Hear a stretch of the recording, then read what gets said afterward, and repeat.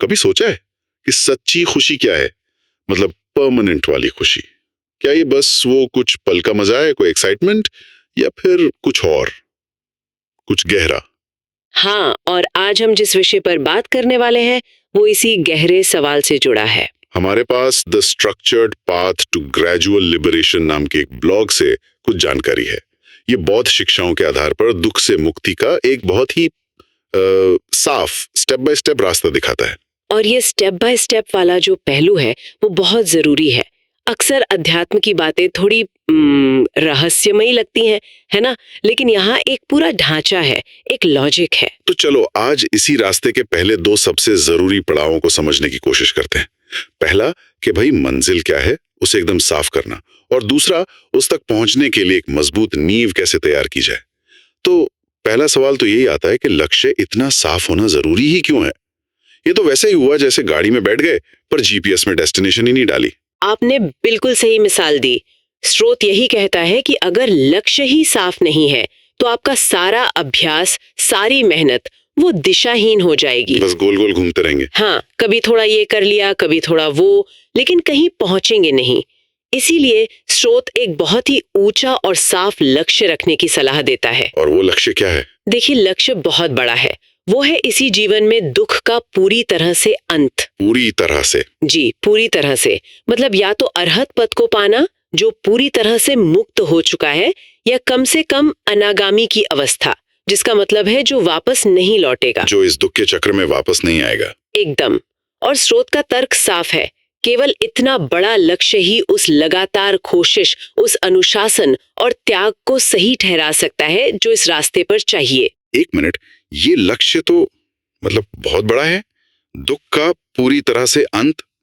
ज्यादातर लोग तो बस रोज की जो परेशानियां हैं, जो स्ट्रेस है, उससे थोड़ा आराम चाहते हैं।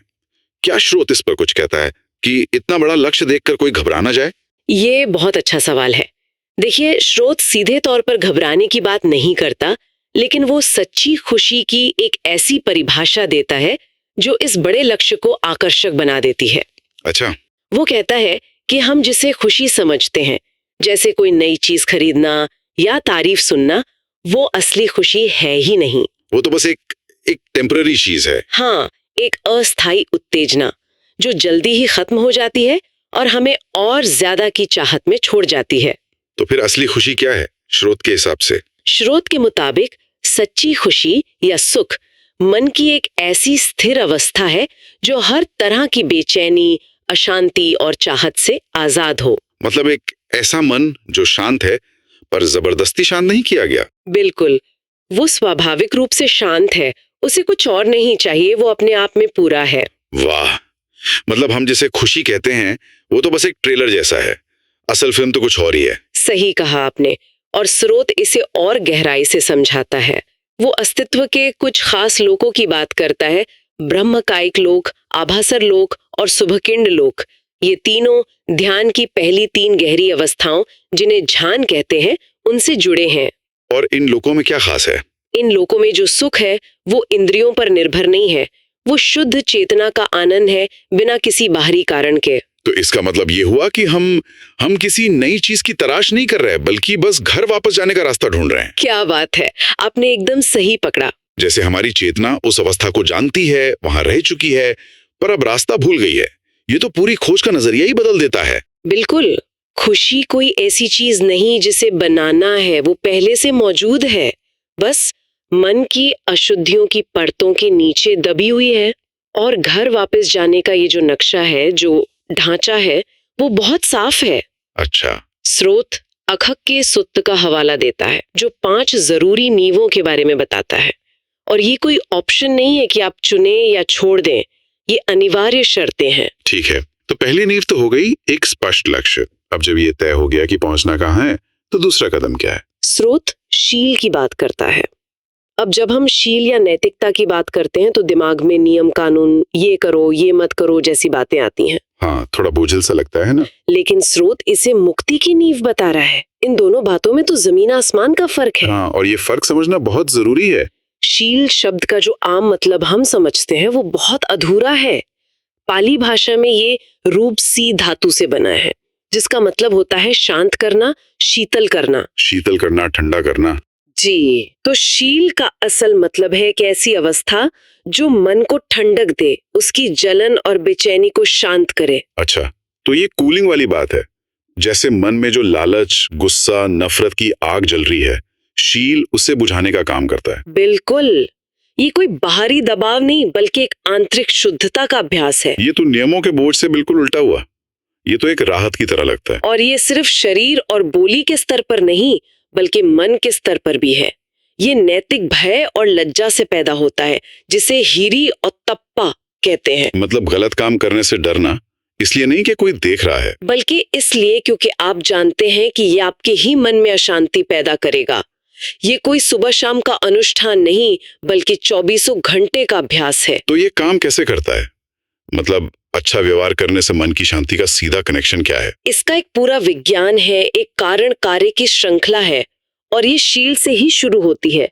जब आपका शील पक्का होता है तो आपके मन में अपछतावा पैदा होता है। अपश्चाताप, इसका मतलब कोई गिल्ट नहीं, कोई पछतावा नहीं। एकदम, कोई बोझ नहीं, कोई ग्लानि नहीं।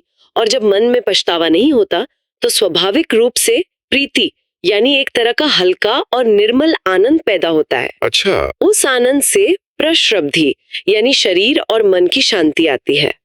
उस शांति से सुख गहरा होता है और गहरे सुख से समाधि यानी मन की एकाग्रता सत्ती है। और फिर समाधि से आगे का रास्ता खुलता है। जी, समाधि से ही यथार्थ ज्ञान दर्शन यानी चीजों को उनके असल रूप में देखना संभव होता है, जिससे वैराग्य और फिर अंत में विमुक्ति यानी पूरी आजादी मिलती है। ये जो अपश्चाताप वाली कड़ी है, ये बहुत बहुत अहम लगती है, क्योंकि हम सब जानते हैं कि जब मन में कोई बोझ हो, मैंने वैसा क्यों कहा, मुझे वैसा नहीं करना चाहिए था, तो चैन से बैठना भी मुश्किल हो जाता है।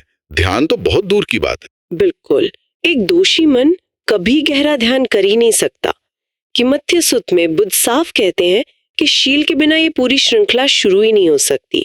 और चेतना करणीय सुत में वो एक बहुत गहरी बात कहते हैं। क्या? वो कहते हैं एक गुणी व्यक्ति को ये इच्छा करने की जरूरत नहीं कि मेरे मन में अपश्चाताप पैदा हो, वो अपने आप होता है। हाँ, ये तो स्वाभाविक है कि एक गुणी व्यक्ति में अपश्चाताप पैदा होता है। यानी ऐसा है कि आप एक आलीशान बंगला तो बनाना चाहते हैं, लेकिन उसकी नींव कच्ची मिट्टी पर डाल रहे हैं, एक बारिश और सब खत्म।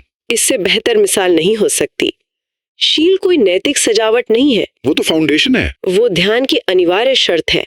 वो ठोस जमीन है जिस पर समाधि की इमारत खड़ी हो सकती है। ठीक है, तो इस नींव को पक्का कैसे किया जाए? सिर्फ सोचने से तो होगा नहीं।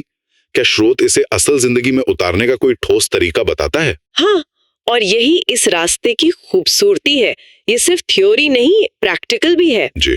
स्रोत 10 अनैतिक कर्मों, जिन्हें 10 अकुशल कम्म पथ कहा गया है, उनको अपने जीवन से हटाने पर जोर देता है। ये सिर्फ सुबह शाम 5 उपदेश रटने की बात नहीं है। नहीं, बिल्कुल नहीं।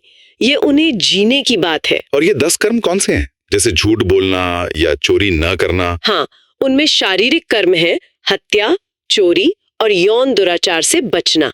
फिर वाणी के कर्म है, झूठ, चुगली, कठोर वचन और व्यर्थ की बातों से बचना। और मन के भी कर्म है ना? है ना? जी, और वो सबसे ज्यादा अहम है, दूसरों की चीजों के लिए लालच, दूसरों के लिए मन में नफरत या द्वेष और गलत धारणाएं रखने से बचना। तो इसके लिए अभ्यास क्या है? क्या हमें बस सावधान रहना है? सावधान रहना तो है ही, लेकिन स्रोत एक बहुत ही गहरा चिंतनशील अभ्यास करने को कहता है। मतलब सेल्फ रिफ्लेक्शन। हाँ, पर ये खुद को कोसने के लिए नहीं है, बल्कि सच्चाई को साफ साफ देखने के लिए है। तो कैसे करें इसे? प्रक्रिया कुछ इस तरह है। पहला, शांति से बैठे और अपने पूरे जीवन पर, यहाँ तक कि बचपन तक एक नजर डालें। दूसरा, पूरी ईमानदारी से देखें कि ये 10 अनैतिक पैटर्न आपके जीवन में कहाँ और कैसे काम कर रहे हैं, बिना किसी बहाने के। ये मुश्किल होगा है, पर तीसरा कदम याद रखना है, इसका मकसद खुद को बुरा महसूस कराना नहीं, बल्कि योनिसो मनसिकार यानी सही समझ विकसित करना है। बस एक आईने की तरह देखना कि हाँ, ये पैटर्न मेरे अंदर है। और जब ये स्पष्ट रूप से दिख जाए तब चौथा और सबसे महत्वपूर्ण कदम आता है, एक दृढ़ आंतरिक संकल्प करना, एक पक्का इरादा। मतलब एक कमिटमेंट्स। जी, आज से मैं जानबूझकर किसी भी उपदेश को नहीं तोड़ूंगा या किसी भी अनैतिक आचरण में शामिल नहीं होऊंगा।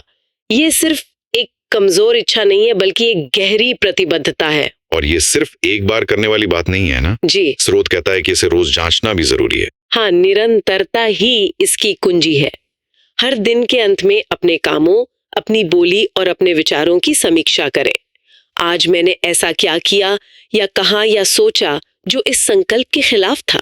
इससे तो बहुत आत्म जागरूकता आएगी। बिल्कुल, यह अभ्यास आपकी अखंडता को मजबूत करता है, एक आंतरिक आत्मविश्वास पैदा करता है और धीरे धीरे यही अभ्यास उस अटूट आधार को बनाता है जिस पर गहरी समाधि टिक सकती है। जब शील को इस तरह से जिया जाता है तो मन स्वाभाविक रूप से हल्का, साफ और आगे की साधना के लिए तैयार हो जाता है। तो अगर हम आज की इस पूरी बातचीत का निचोड़ निकालें तो दो बहुत बड़ी बातें सामने आती हैं। पहली, एक ऐसा लक्ष्य तय करना जो बहुत ऊंचा और साफ हो, यानी दुख का पूरी तरह से अंत और उस सच्ची स्थिर खुशी को पाना। जी, और दूसरी, उस लक्ष्य तक पहुंचने के लिए शील की एक चट्टान जैसी मजबूत नींव तैयार करना। शील को एक बोझ नहीं बल्कि मन की आग को शांत करने वाली ठंडक के रूप में देखना। बिल्कुल, जो हमें पछतावे से मुक्त करके ध्यान के लिए तैयार करती है। एकदम। और मैं इस पे फिर से जोर देना चाहूंगी कि ये एक क्रमिक मार्ग है। ये शुरुआती कदम सिर्फ तैयारी नहीं है, यही वो जमीन है जिस पर आजादी की पूरी इमारत खड़ी होती है। शील से जो आंतरिक शीतलता और शांति मिलती है, वही समाधि और प्रज्ञा के अगले चरणों को संभव बनाती है। इसके बिना आगे बढ़ने की कोशिश करना हवा में महल बनाने जैसा है। और इसी दृढ़ संकल्प वाली बात पे मैं आज की इस चर्चा को खत्म करना चाहूंगा एक सवाल के साथ जो हमारे श्रोताओं को सोचने पर मजबूर कर सकता है। स्रोत अनैतिक आचरण न करने का एक दृढ़ संकल्प करने की बात करता है। एक साधारण इच्छा जैसे हाँ मुझे एक अच्छा इंसान बनना चाहिए और एक ऐसे दृढ़ आंतरिक संकल्प में क्या अंतर हो सकता है जो दिन प्रतिदिन किसी के कामों को सच में बदल दे।